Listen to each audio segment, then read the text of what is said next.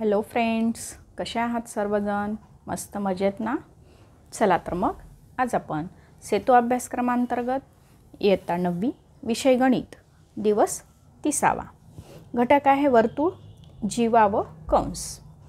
या घटकातून आपणास शिकण्यास मिळणार आहे वर्तुळाचा लघुकंस, विशाल कंस, त्यानंतर वर्तुळ कंसाची मापे आपल्याला काढता येणार आहेत। जर आठवूया, कंपासच्या साहाय्याने एक वर्तुळ काढा, काढलेल्या वर्तुळाची त्रिज्या मोजा।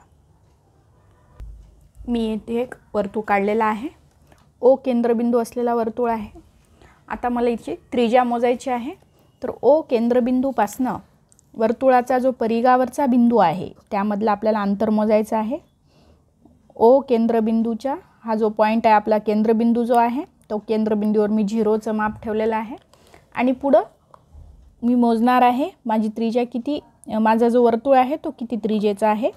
तर 3.567 म्हणजे 3.7 सेमीचा हा मी वर्तुळ काढलेला आहे। अशा पद्धतीने आपल्याला वर्तुळाची त्रिज्या मोजता येते। त्यानंतर आपण महत्त्वाचे मुद्दे अभ्यासूया। वर्तुळ आणि वर्तुळातील विविध घटक। वर्तुळ कशाला म्हणायचे आपल्याला? तर एकाच प्रतलातील एका स्थिर बिंदूपासून समान अंतरावर असणाऱ्या सर्व बिंदूचा संच म्हणजे वर्तुळ होय। आता वर्तुळ कशाला म्हणतात हे आपल्याला माहिती आहे। आपण हा जो वर्तुळ काढलेला आहे, ह्या वर्तुळाच्या या बिंदूपासून वर्तुळाचा हा जो परिघ आहे, या परिघावरचा प्रत्येक बिंदू हा समान अंतरावर आहे।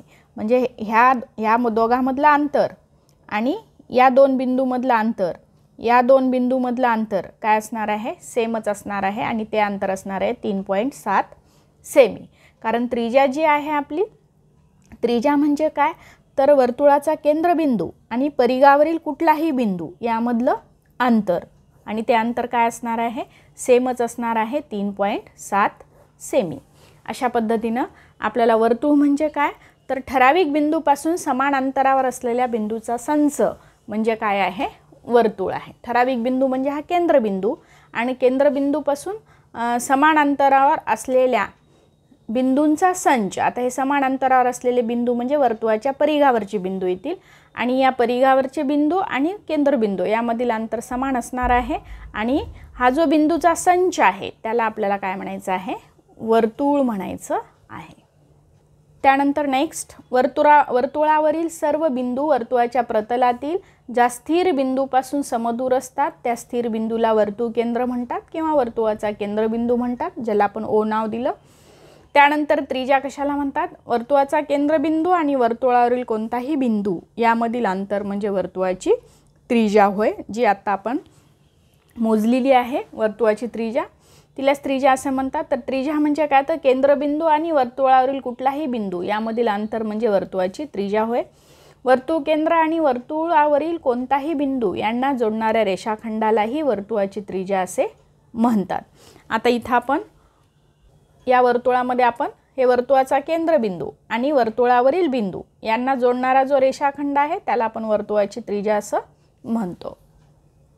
यानंतर जीवा कशाला म्हणतात? तर वर्तुळावरील कोणतेही दोन बिंदू जोडणाऱ्या रेषाखंडाला वर्तुळाची जीवा म्हणतात। आता वर्तुळावरील कुठलेही दोन बिंदू जोडा।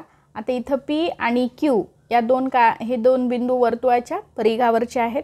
या परिघावरच्या बिंदूंना आपण ज्या रेषाखंडांनी जोडतो ती काय असेल? जीवा असेल। त्यानंतर ए आणि बी हे सुद्धा वर्तुळाच्या परिघावरील बिंदू आहेत। हे बिंदू जर आपण जोडले तर ही सुद्धा काय आहे? वर्तुळाची जीवा आहे। ए आणि एक्स हे सुद्धा काय आहेत? वर्तुळावरील बिंदू आहेत। यांना जर जोडला आपण तर एक्स ही सुद्धा काय असेल? वर्तुळाची जीवा असेल। अशा पद्धतीने जीवा म्हणजे काय? तर वर्तुळावरील कोणत्याही दोन बिंदूंना जोडणाऱ्या रेषाखंडाला आपल्याला वर्तुळाची जीवा म्हणता येते। त्यानंतर व्यास कशाला म्हणायचं आहे? तर वर्तुळाच्या केंद्रातून जाणाऱ्या जीवेला त्या वर्तुळाचा व्यास म्हणतात। आता ए बी ही जी जीवा आहे, ए बी ही जीवा वर्तुळाच्या केंद्रबिंदूतून जाते आणि म्हणून हिला आपल्याला व्यास म्हणायचं आहे। व्यास ही जी असते ती वर्तुळाची सर्वात मोठी जीवा असते, कारण ही ओ पासून बी पर्यंतचं अंतर हे असते आर आणि ओ पासून ए पर्यंतचं अंतर सुद्धा काय असते? आरच असते। म्हणजे दोन आर आपण जेव्हा एकत्र करतो तेव्हा तिथं काय तयार होते? व्यास तयार होते. म्हणजेच व्यास हा नेहमी त्रिज्येच्या काय असतो, दुप्पट असतो. ए बीची जी लांबी आहे निश्चितच या ओ बी अधिक ओ ए म्हणजे त्रिज्येच्या काय असेल, दुप्पट असेल. आणि व्यास हा नेहमी आपण कशाने दाखवतो, डीनी दाखवतो आणि त्रिज्या ही आरनी दाखवते. तर डी आणि आर मधलं जे रिलेशन आहे ते डी बरोबर काय येतं, 2r येतं. त्यानंतर आपल्याला इथे आकृतीला पाहिल्यानंतर लक्षात येतं ओ केंद्रबिंदू असलेला हा वर्तुळ आहे. वर्तुळाचा केंद्रबिंदू ओ असून ओ डी ही काय आहे, त्रिज्या आहे. ओ बी ही सुद्धा त्रिज्या आहे आणि ओ ए ही सुद्धा त्रिज्या आहे. ओ पी ही सुद्धा त्रिज्या आहे. ओ क्यू ही सुद्धा त्रिज्या आहे. म्हणजे त्रिज्या ज्या आहेत म्हणजे केंद्रबिंदू आणि वर्तुळाच्या परिघावरील कुठलाही बिंदू यांना जोडणारा जो रेषाखंड आहे त्याला आपण काय म्हणतो, त्रिज्या म्हणतो. त्यानंतर ए बी ही काय आहे, व्यास आहे. ए बी ही जीवा तर आहेच, पण जीवा ही कुठून जाते, वर्तुळाच्या केंद्रबिंदूतून जाते आणि म्हणून तिला आपल्याला व्यास म्हणता येते. व्यास हा नेहमी त्रिज्येच्या काय असतो, दुप्पट असतो. म्हणजेच त्रिज्या ही व्यासाच्या निमपट असते. आपल्याला असे लिहिता येतं आर बरोबर D/2. म्हणजे आर हे म्हणजे त्रिज्या ही वर्तुळाची व्यासाच्या काय असते, निम्मी असते. त्यानंतर आपण इथे काही महत्त्वाची सूत्रे पाहूया. व्यास बरोबर 2 गुणिले त्रिज्या किंवा त्रिज्या बरोबर व्यास भागिले 2. आता इथं आपल्याला म्हणजे त्रिज्या आरनी दाखवतो आपण, व्यास हा डायमीटरनी दाखवतो म्हणजे डीनी दाखवतो भागिले 2. म्हणजे साईनच्या भाषेत आपल्याला लिहिता येतं आर बरोबर D/2. त्यानंतर वर्तुळाचा जो परिघ आहे ज्याला आपण सर्कम्फरन्स असं म्हणतो, सर्कम्फरन्स हा सीनी दाखवतो. त्यामुळे वर्तुळाचा परिघ सी बरोबर 2πr. आता इथं 2πr, पाय हा काय आहे, स्थिरांक आहे जी की अपरिमेय संख्या आहे. ही अपरिमेय संख्येची जी व्हॅल्यू आहे नेहमी काय असते, 22/7 किंवा 3.14. याचा आपण भागाकार केला तर तो भागाकार 3.14 येतो. पाय ही काय आहे, मग अपरिमेय संख्या आहे, तिची अंदाजी किंमत आपण हे कन्सिडर करतो.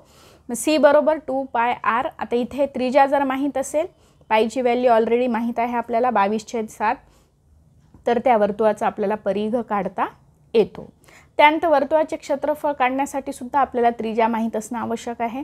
πr² म्हणजे वर्तुळाचे क्षेत्रफळ. आता त्रिज्या माहीत असेल तर कुठल्याही वर्तुळाचं क्षेत्रफळ आपल्याला काढता येतं, कारण पायची व्हॅल्यू आपल्याला ऑलरेडी माहीत असते. त्यानंतर आपल्याला अभ्यासाचे केंद्रीय कोन. केंद्रीय कोन कशाला म्हणतात, तर वर्तुळाचा केंद्रबिंदू हा ज्या कोणाचा शिरोबिंदू असतो त्या कोणाला केंद्रीय कोन म्हणतात. तर वर्तुळाचा जो केंद्रबिंदू आहे, आता इथे सी आहे. आता हा सी जो आहे तो ACB या कोणाचा काय आहे, शिरोबिंदू आहे. सी हा जो आहे तो ACB या कोणाचा शिरोबिंदू आहे, म्हणून याला ACB कोणाला काय म्हणतात, केंद्रीय कोन म्हणतात. कारण तो केंद्रबिंदूशी झालेला कोन आहे म्हणून त्याला केंद्रीय कोन म्हणायचं आहे. त्यानंतर वर्तुळकंसाचे 3 प्रकार पडतात. एक आहे लघुकंस, दुसरा आहे विशाल कंस, तिसरा आहे अर्धवर्तुळ कंस. लघुकंस कशाला म्हणतात, तर वर्तुळाच्या जे जीवा असते, आता इथे जीवा AB आहे, या AB जीवेमुळे वर्तुळाचे 2 भाग होतात.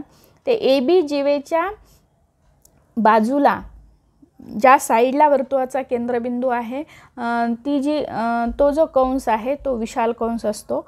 आणि वर्तुळाची जी जीवा आहे, जीवेच्या अपोजिट साईडला म्हणजे दुसरी जी साईड आहे जिथे वर्तुळाचा केंद्रबिंदू नाही, ज्या साईडला, तो काय असतो, लघुकंस असतो. म्हणजे जो दिसायला लहान आहे. इथे AXB हा लघुकंस आहे, तर AYB हा जो कंस आहे तो काय आहे, विशाल कंस आहे. आता हा विशाल कंस का, तर हा दिसायला काय आहे, आपल्याला मोठाच दिसतो या कंसापेक्षा. आणि त्याचा जो केंद्रबिंदू आहे तो जीवेच्या अशा बाजूला आहे जिकडे आपल्याला विशाल कंस मिळतो. म्हणजे केंद्रबिंदू जिकडे आहे तिकडेचा जो कंस असतो तो विशाल कंस असतो. त्यानंतर अर्धवर्तुळ कंस कशाला म्हणतात, तर हा जो केंद्रबिंदू आहे, केंद्रबिंदूमधून जर आपण अशी जीवा काढली आणि याचे वर्तुळाचे 2 समान भाग केले तर हा जो कंस आहे A, समजा PQ ही काय आहे, वर्तुळाची जीवा आहे, जीव केंद्रबिंदूतून जाते, तिला आपण व्यासही असं म्हणतो. तर PQ या व्यासेमुळं या वर्तुळाचे 2 समान भाग झालेले आहेत. PYQ आणि PXQ असे 2 आपल्याला अर्धवर्तुळ कंस भेटतात. तर हे काय आहेत, अर्धवर्तुळ कंस आहेत. अशा पद्धतीनं आपण वर्तुळाचा कंस, लघुकंस, विशाल कंस आणि अर्धवर्तुळ कंस याचा आपण काय केलेला आहे, अभ्यास केलेला आहे. तर अर्धवर्तुळ कंस हा नेहमी कशामुळे तयार होतो, व्यासामुळे तयार होतो, हे आपल्याला लक्षात घ्यायचं आहे. संपूर्ण वर्तुळाचं जे माप असतं ते काय असतं, 360 अंश असतं. मग अर्धवर्तुळ कंसाचं माप असतं किती, 180 अंश असतं. त्यानंतर हा जो लघुकंस आहे म्हणजे AXB, हा लघुकंस जो आहे AXB, याचं माप जे आहे ते ACB याच्या मापा एवढं असतं. म्हणजे नेमकं हा जो केंद्रीय कोणाचं माप आहे त्या केंद्रीय कोणाचं माप म्हणजे त्याच्या संगत लघुकंसाचं माप असतं, किंवा लघुकंसाचे माप हे त्याच्या संगत केंद्रीय कोणाच्या मापाबरोबर असतं. हे आपल्याला इथे लक्षात घ्यायचं आहे. म्हणजेच काय, तर माप कोन ACB बरोबर माप कंस काय आहे आपला AXB, हा आपली इथे एक रिलेशन तयार होतं. त्यानंतर आपल्याला जर लघुकंसाचं माप माहीत असेल तर विशाल कंसाचं माप काढता येतं, कारण संपूर्ण वर्तुळाचं माप माहिती आहे आपल्याला 360 अंश. 360 अंशमधून जर आपण संगत लघुकंस वजा केला, संगत लघुकंसाचं माप वजा केला तर आपल्याला काय मिळतं, विशाल कंसाचं माप मिळतं. त्यामुळं विशाल कंसाचं मापसुद्धा आपल्याला काय होतं, काढता येतं. अशा पद्धतीनं आपण काय शिकला आज, वर्तुळ कंसाचे माप हे 360 अंश असतं, अर्धवर्तुळ कंसाचे माप हे 180 अंश असतं, लघुकंसाचे माप हे त्याच्या संगत केंद्रीय कोणाच्या मापाबरोबर असतं, आणि विशाल कंसाचं माप बरोबर 360 वजा संगत लघुकंसाचे माप. अशा पद्धतीने आपण यावर आधारित जर आपल्याला प्रश्न विचारले गेले तर ते प्रश्न आपण सोडवू शकतो. इथे स्वाध्याय दिलेला आहे, आकृतीचे निरीक्षण कर आणि सारणी पूर्ण कर. आता इथं वर्तुळ केंद्र लिहायचं आहे. वर्तुळ केंद्र निश्चितच काय असणार आहे, O असणार आहे. त्रिज्या काय आहे, त्रिज्या आहे OC, त्रिज्या आहे OC, त्रिज्या आहे OB, त्रिज्या आहे OA, या त्रिज्या आहेत. त्यानंतर आपल्याला अजून त्रिज्या लिहिता येतात. आता Q आणि O जर जोडला तर OQ ही सुद्धा काय असेल, आपली त्रिज्याच असेल. O आणि P जोडलं ही सुद्धा काय असेल, त्रिज्याच असेल. त्यानंतर व्यास लिहायचा आपल्याला. व्यास म्हणजे केंद्रबिंदूतून जाणारी जीवा म्हणजे AB. जीवा लिहायचं आपल्याला, जीवा PQ, जीवा AB. त्यानंतर लघुकंस लिहायचा आहे आपल्याला. लघुकंस म्हणजे केंद्र, आता हा जो आहे AOC, हा जो आहे याचा शिरोबिंदू जो आहे AOCचा शिरोबिंदू हा वर्तुळाचा केंद्रबिंदू आहे. म्हणजे केंद्रीय कोन काय असणार आहे, AOC हा केंद्रीय कोन असणार आहे. केंद्रीय कोणाशी जो कंस आहे AXC हा काय असणार आहे, लघुकंस असणार आहे. कंस AXC हा लघुकंस आहे. त्यानंतर विशाल कंस काय येईल, मग विशाल कंस येईल AQC, हा जो आहे AQC किंवा हो AQCच म्हणता येईल आपल्याला, किंवा इथे जर आपण Y घेतला तर AYC हा सुद्धा काय येईल, विशाल कंस येईल. कंस AYC. त्यानंतर अर्धवर्तुळ कंस लिहायचे आपल्याला. अर्धवर्तुळ कंस म्हणजे AYB किंवा AXB. कंस AYB किंवा कंस AXB हे दोन्ही काय आहेत, अर्धवर्तुळ कंस आहेत. केंद्रीय कोन लिहायचं आपल्याला AOC, केंद्रीय कोन कोन AOC.